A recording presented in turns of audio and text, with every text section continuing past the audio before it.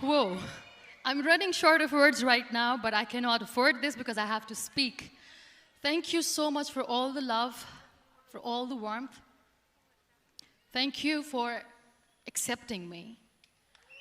Thank you very much.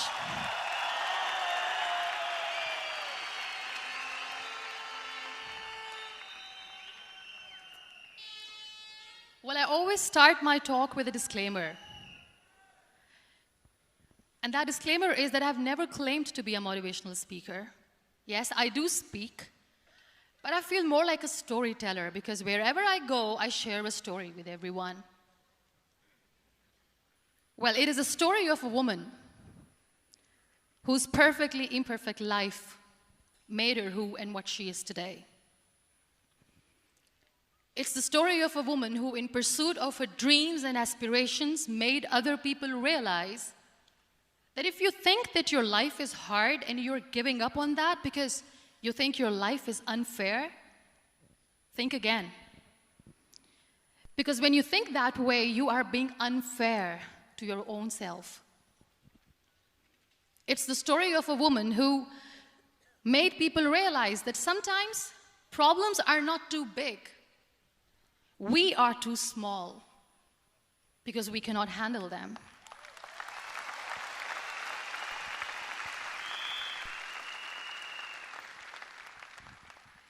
It is the story of a woman who with time realized that real happiness doesn't lie in success, money, fame. It lies within. Real happiness lies in gratitude. So I am here, and I'm going to share the story of that woman. That is my story. The story of gratitude.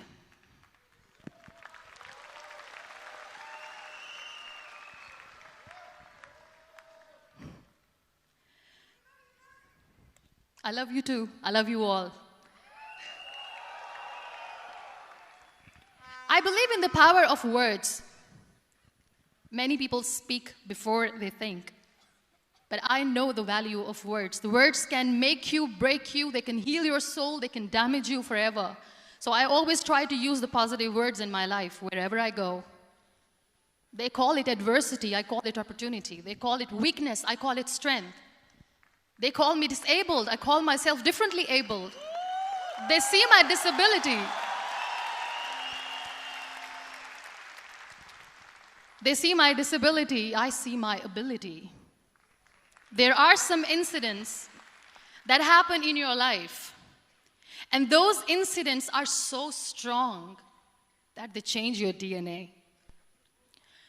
Those incidents or accidents are so strong that they break you physically. They deform your body, but they transform your soul.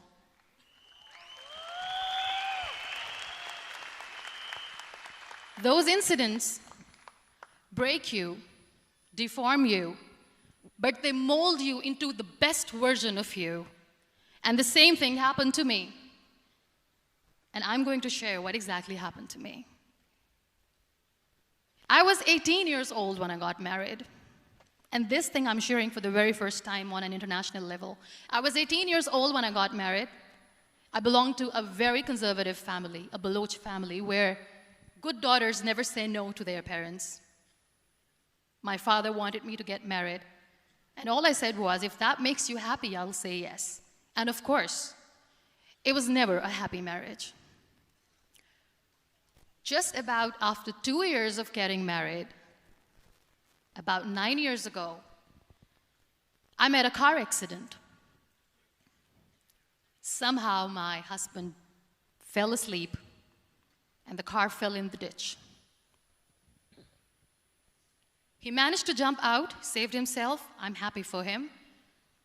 But I stayed inside the car and I sustained a lot of injuries. The list is a bit long. Don't get scared. I'm perfectly fine now.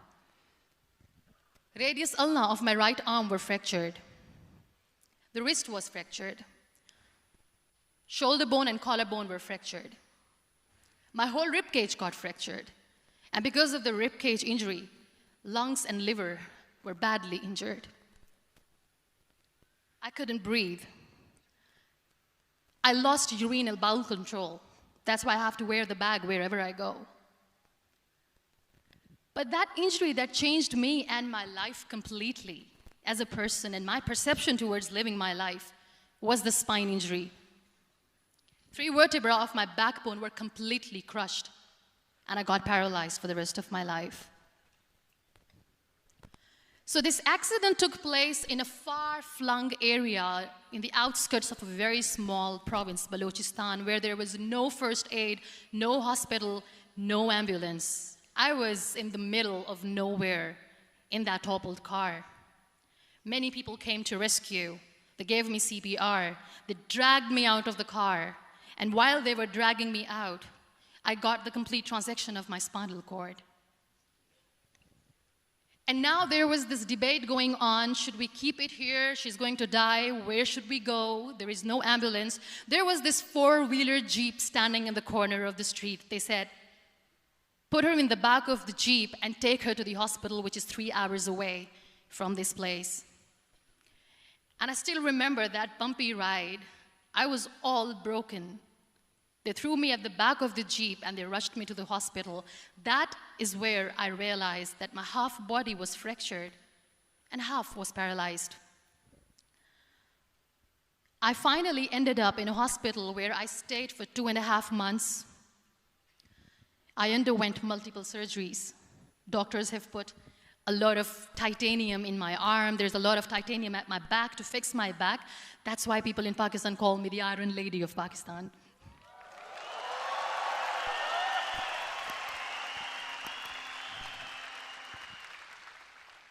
Sometimes I wonder how easy it is for me to describe all this all over again. And somebody has rightly said that when you share your story and it doesn't make you cry, that means you have healed.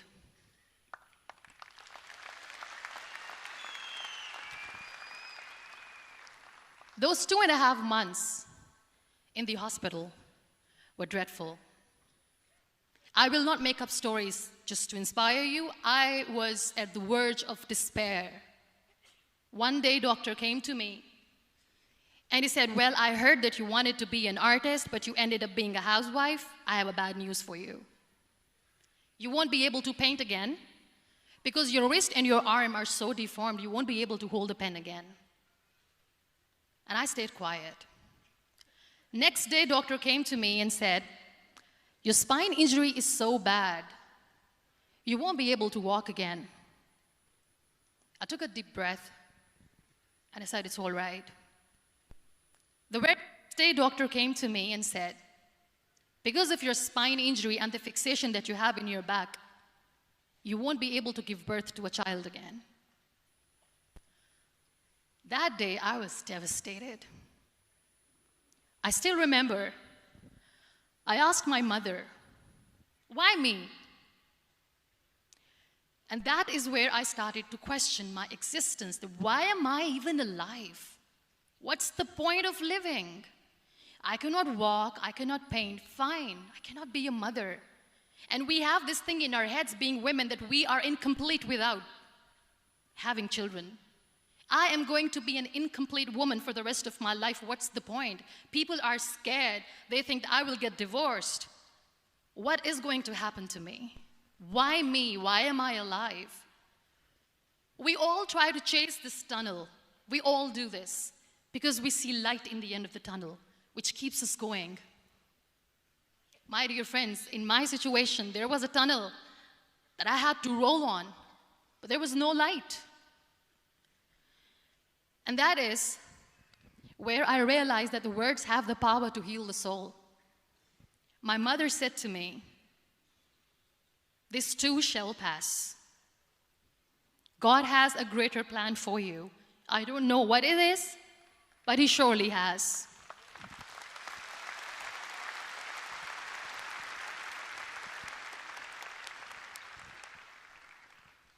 And in all that distress and grief, somehow or the other, those words were so magical that they kept me going. I was trying to put that smile on my face all the time, was hiding. It was so hard to hide the pain, which was there.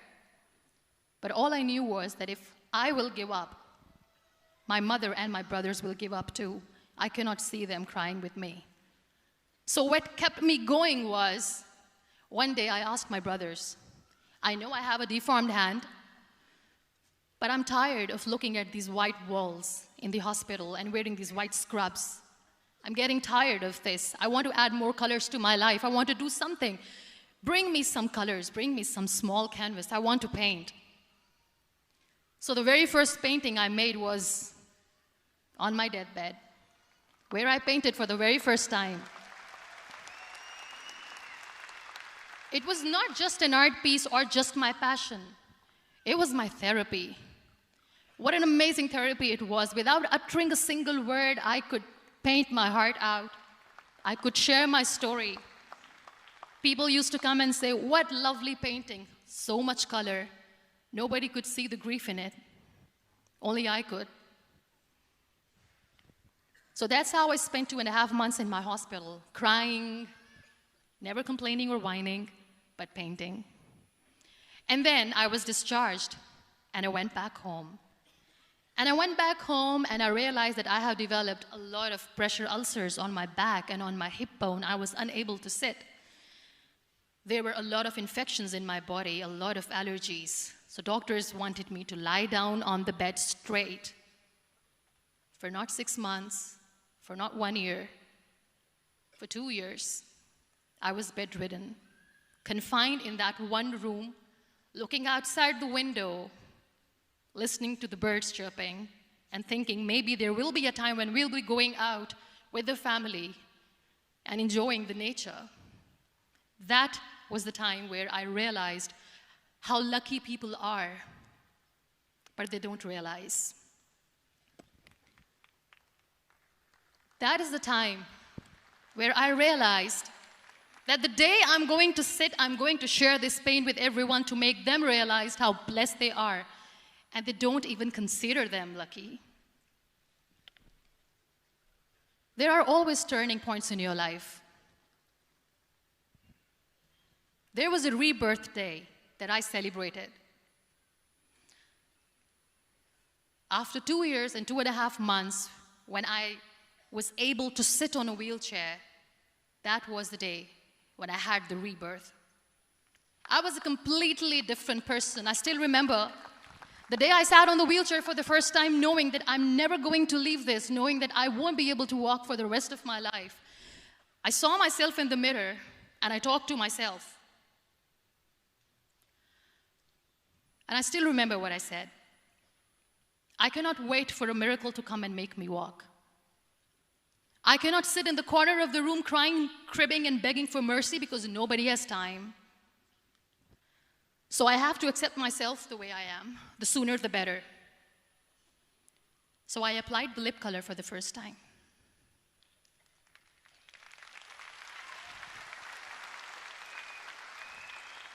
And I erased it. And I cried. And I said, what am I doing? A person on a wheelchair should not do this. What will people say? Clean it up. Put it again. This time I put it for myself because I wanted to feel perfect from within.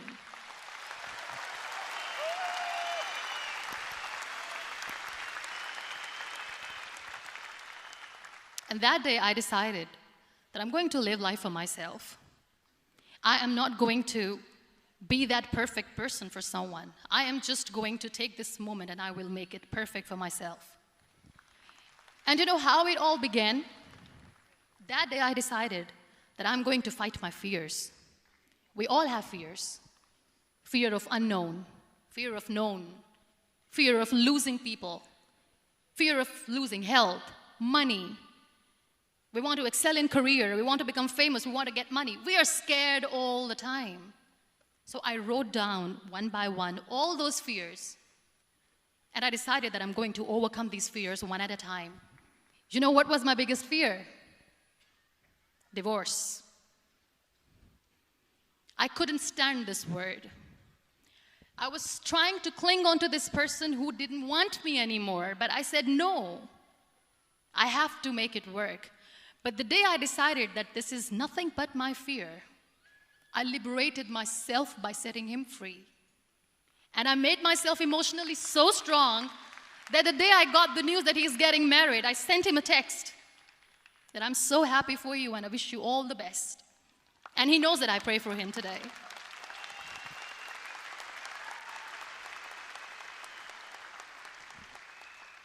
My biggest fear, number 2, was I won't be able to be a mother again.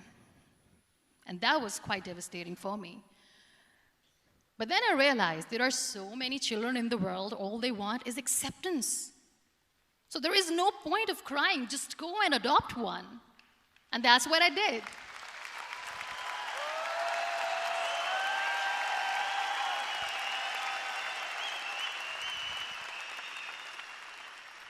I gave my name in different organizations, different orphanages. I didn't mention that I'm on a wheelchair, dying to have a child.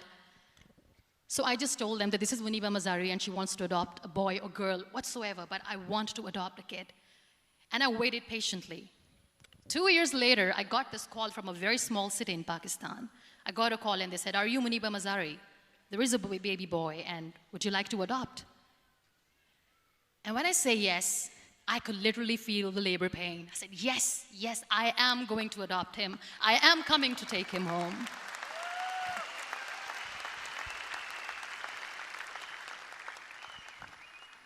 And when I reached there, the man was sitting and he was looking at me from head to toe. And in back of my head, I kept thinking that, oh my God, he's going to say she's on the wheelchair, she doesn't deserve it. How is she going to take care of him? And I looked at him and I said, "Do not judge me because I'm on the wheelchair." But you know what he said? He said, "I know you will be the best mother of this child. You both are lucky to have each other."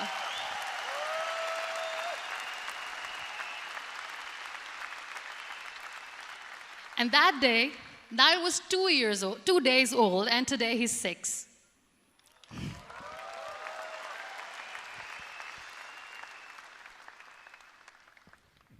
You'll be surprised to know another bigger fear that I had in me.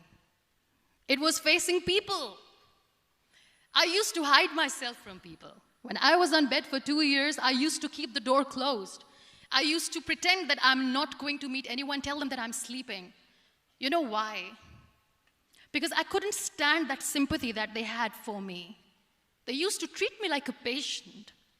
When I used to smile, they used to look at me and say that, "You're smiling, are you okay?"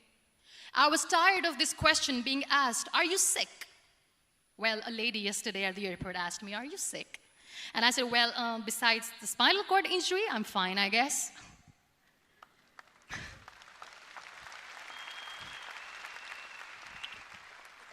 But those are really cute questions. They never used to feel cute when I was on the bed. So I used to hide myself from people, knowing that, oh my God, I'm not going to see that sympathy in their eyes. It's all right. And today I'm here speaking to all these amazing people because I have overcome the fear.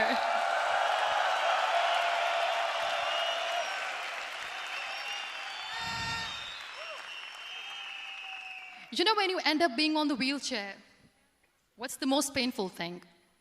That's another fear that people on the wheelchair or the people who are differently abled have in their hearts, but they never share. I'll share that with you. The lack of acceptance. People think that they will not be accepted by the people because we, in the world of perfect people, are imperfects. So I decided that instead of starting an NGO for disability awareness, which I know will not help anyone, I started to appear more in public. I started to paint. I always wanted to. I have done a lot of exhibitions. I'm Pakistan's first wheelchair-bound artist.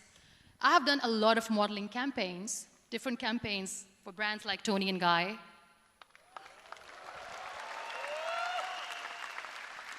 I have done some really funny, breaking the barriers kind of modeling. There was this one by the name Clown Town where I became a clown because I know that clowns have hearts too. And then I also decided that if I really want to make the difference, I am not going to let people use me for their polio campaigns where they will make you a victim and an emblem of misery and mercy and will say that, you know what, give polio drops to your children or they'll become like this girl. I decided that I'm going to join the national TV of Pakistan as an anchor person. And I've been doing a lot of shows for the last 3 years.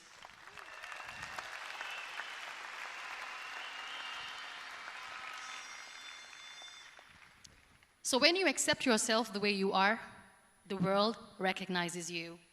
It all starts from within. Thank you. I became the National Goodwill Ambassador for UN Women Pakistan, and now I speak for the rights of women, children. We talk about inclusion, diversity, gender equality, which is a must. I was featured in BBC 100 Women for 2015. I'm one of the Forbes 30 under 30 for 2016. And it all didn't happen alone. You all are thriving in your careers. You have bigger dreams and aspirations in life. Always remember one thing. On the road to success, there is always we, not me. Do not think that you alone can achieve things. No. There is always another person who is standing behind you, maybe not coming on the forefront, but behind you, praying for you and supporting you. Never lose that person. Never.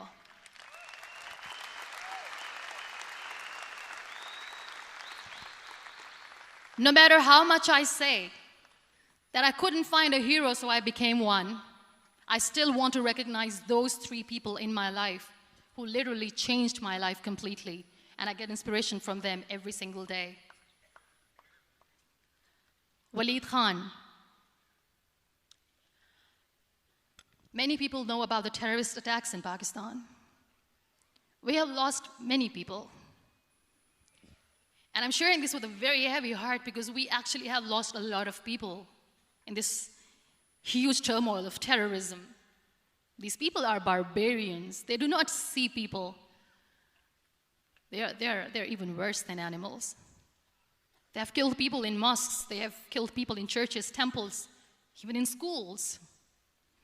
There was this terrorist attack in Army Public School, Peshawar, where these terrorists entered in an examination hall and they killed our children. And in that attack, that day, this beautiful boy, Waleed Khan, who was my hero, my real life hero, was the proctor who was taking care of the students, was keeping an eye on the students. Those barbarians shot him 3 times in the face, 5 times on his body, and he fell down. I was asked to give a talk in the school after a week of that terrorist attack. With a very heavy heart, I went there and I spoke. We sang a few national songs. I thought that maybe I've done my part, but deep inside, it was killing me. I could see children injured. I could see children sitting on the wheelchairs, looking at me, wondering, what next? What was our fault? Just because we were here to give examination, we have been shot. So many people, so many children lost their friends. Their classrooms were empty. The next day they went to the classroom.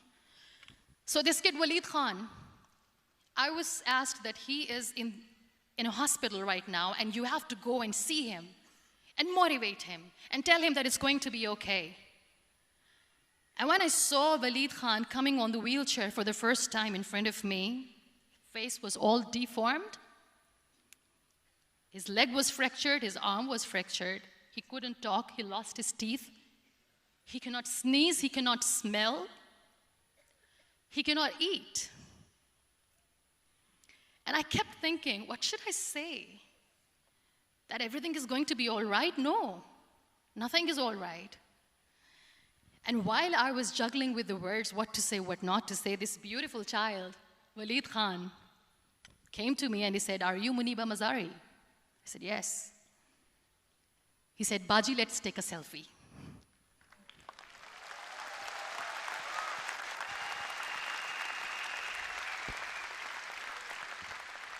And with that beautiful, toothless smile of Waleed Khan, we took that beautiful selfie that I still have with me. I don't share that here because he was in a very bad shape that time. And that is where I realized that when I was thinking too much about his deformities, he's happy with himself. He doesn't even care. Because today he goes in the same school, and when somebody asks him that what happened to your face, why so many scars, you know what he says? "These scars are my medals and I wear them with pride."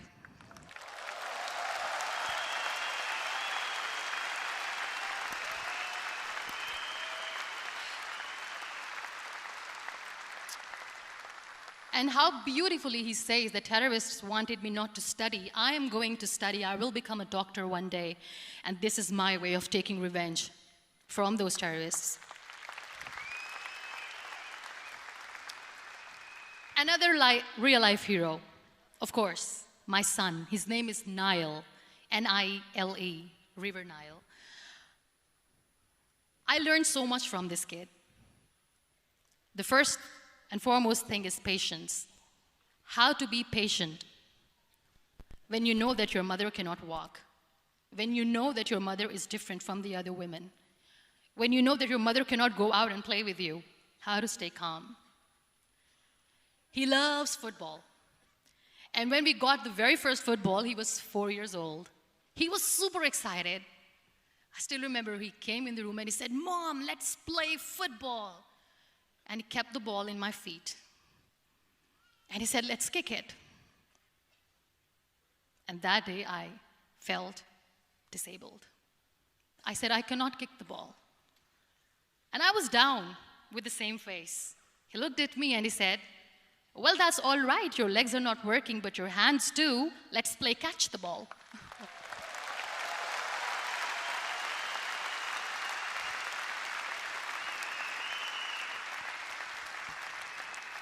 You know what? That day he made me realize that when you think your glass is half empty, come on, your glass is half full.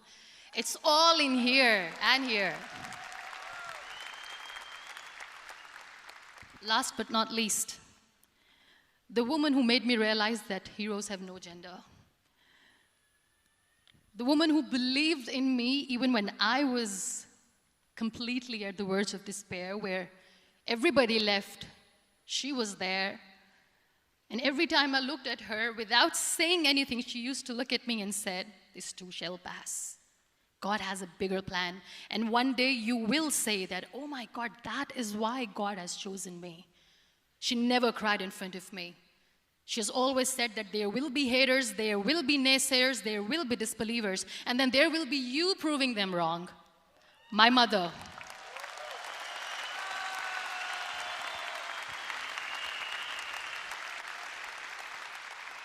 Whatever I am today, I'm nothing without her.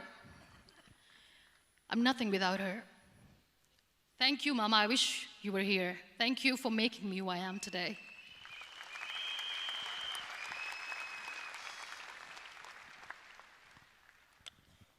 You know what? We human beings have a problem. Out of many problems, there is one more, and this is self-created one.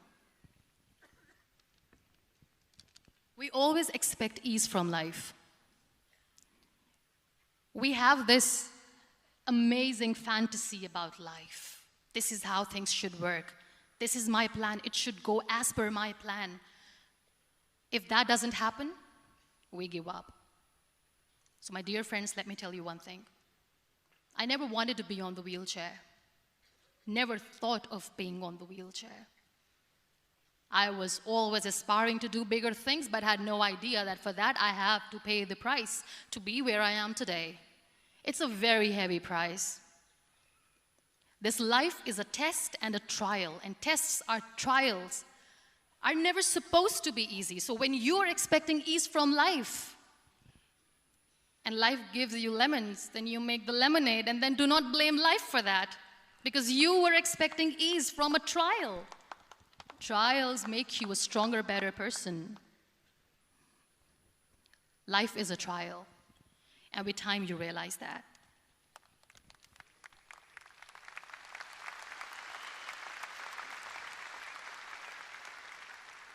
It is okay to be scared. It is okay to cry. Everything is okay, but giving up should not be an option. They always say that failure is not an option. Failure should be an option, because when you fail, you get up, and then you fail, and then you get up, and that keeps you going. That's how humans are strong.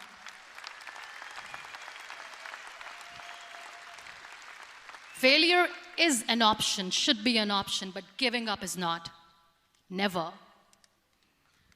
We have this thing in minds. We call it perfection. We want everything perfect. We want ourselves to be perfect. There is this image in our head about everything. Perfect life, perfect relationships, perfect career, perfect amount of money that we need to earn no matter what. Nothing is perfect in this world. We all are perfectly imperfect, and that is perfectly all right. That's all right. We were sent here not to become the perfect people. Those people who tell you how to look perfect, even those people are imperfect. Trying to fight this fear of looking imperfect. I used to be perfect. I still remember. I got this compliment years ago when I used to walk. Oh my God, look at you. You're fair, you're tall, you're perfect. Look at me now. You're still perfect. Only the perfect eyes can see that. Only the perfect eyes will see that. Only the perfect eyes will see that. So yes, in all those imperfections, you have to listen to your heart. You don't have to look good for people. You don't have to be perfect just because other people want you to be perfect.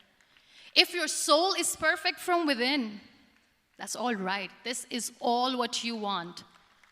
This is all what you need to be. Our society has made very weird kind of norms to look perfect and great. For men, it's different. For women, it's different. We think too much about what people say. We listen to ourselves too little. You know what makes you perfect? When you make someone smile. You know what makes you perfect? When you try to do something good for the people around you. You know what makes you perfect? When you feel someone's pain. And how beautiful pain is that it connects you with people. No other medium can connect you with others but pain. That's why I always say that I'm in pain, and that's a blessing in disguise for me. Today, just because I'm in pain and I'm on the wheelchair, I work for children. Being the head of CSR for a company, we conduct medical camps in far-flung areas of Pakistan where so many kids die because they don't have medical facilities. And I personally believe just because they cannot afford to live doesn't mean we'll let them die. So we give them money, we give them medical treatment, we try to heal their wounds, physical and emotional. And I also work for the beautiful people, we call them third gender, the transgender community of Pakistan.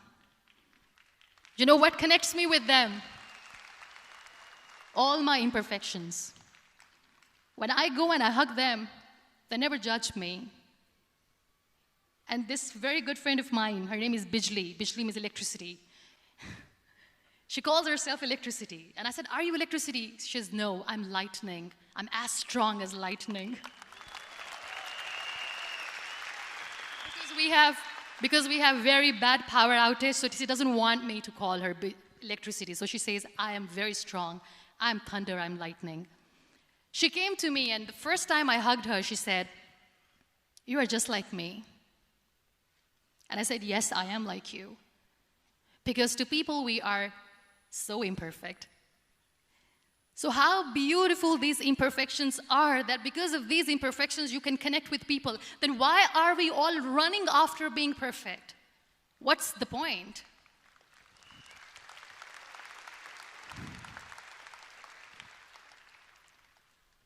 Every time I go in public, I always smile. There's always a big toothy smile on my face, and people ask me, don't you get tired of smiling all the time? What's the secret? I always say one thing, that I have stopped worrying about the things that I have lost, the people that I have lost. Things and people who were meant to be with me are with me. And sometimes, somebody's absence makes you a better person. Cherish their absence. It's always a blessing in disguise.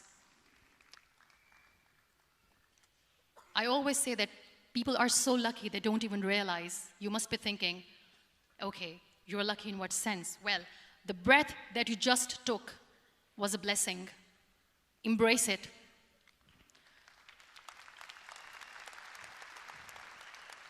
There are so many people in the world who are dreaming to live a life that you are living right now.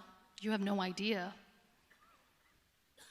Embrace each and every breath that you are taking. Celebrate your life. Live it. Don't die before your death. We all die.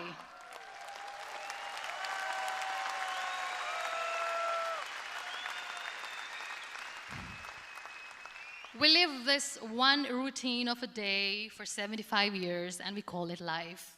No, that's not life. If you're still thinking why you have been sent here, if you're still juggling with the concept of why you are here, you haven't lived yet. You work hard, you make money, you do it for yourself. That's not life. You go out, you seek for people who need your help, you make their lives better.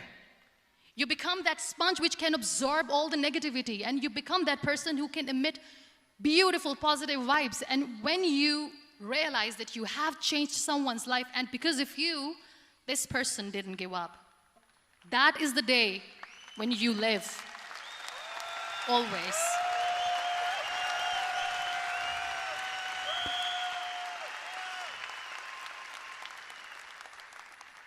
We were talking about gratitude, why I smile all the time.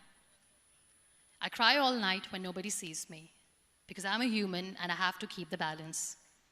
And I smile all day because I know that if I will smile, I can make people smile. That keeps me going.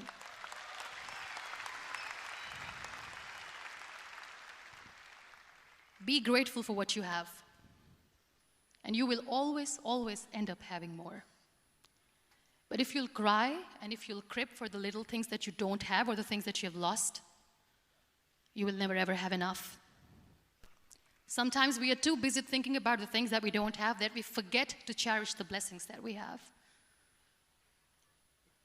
I'm not saying that I'm not healthy and that makes me unlucky, but yes, it is hard. It is hard when I say that I cannot walk. It is hard to say when I wear this bag. It hurts. But I have to keep going, because never giving up is the way to live, always.